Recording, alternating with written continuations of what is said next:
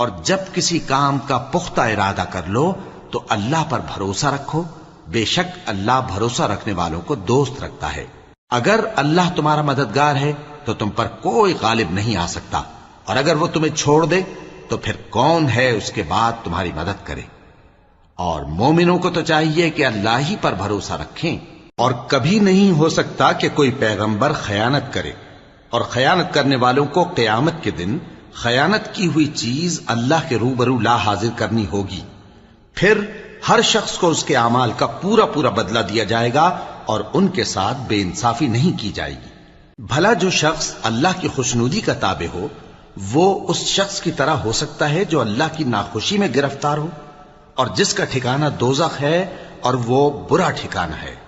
سب لوگوں کے اللہ کے ہاں مختلف درجے ہیں، اور اللہ ان کے سب اعمال دیکھ رہا ہے۔ اللہ نے مومنوں پر